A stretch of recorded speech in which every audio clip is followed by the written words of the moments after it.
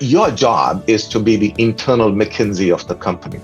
We as GBS leaders have to evolve ourselves. We have to evolve our capability. Otherwise, we're made irrelevant over time. You need to spend a lot of time actually communicating to the organization.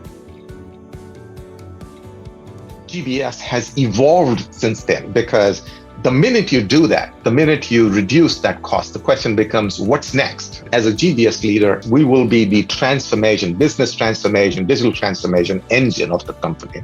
We can source how we do that smartly any way we want. We could use either offshore locations to do that. We could use outsourcing to do that. We could use technology, AI to do that. But your job is to be the internal McKinsey of the company. It's really important to understand the business model of GBS in these companies, and that's got to be a value creation engine.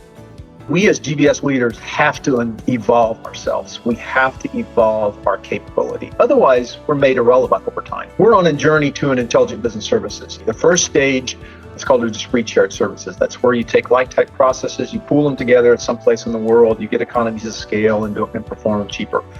Pretty much every company in the world is doing that right now to some degree.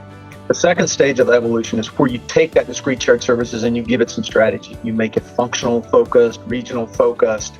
You give it a more of a charter. Final level or the top level of the evolutionary chain is what I call an intelligent business services. It really is being more innovative and value driven.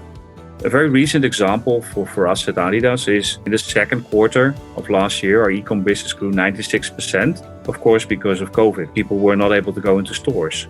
How do you deal with that situation? Well, the best way to deal with that situation is really to automate a lot of the process, which meant that we had the agility to grow really, really quickly, while also making sure that we were appropriately processing our financials and collecting our funds. So you need to spend a lot of time actually communicating to the organization what's the value that you're adding and have a real communication plan and stakeholder mapping around that to secure that you're talking to the right stakeholders at the right time.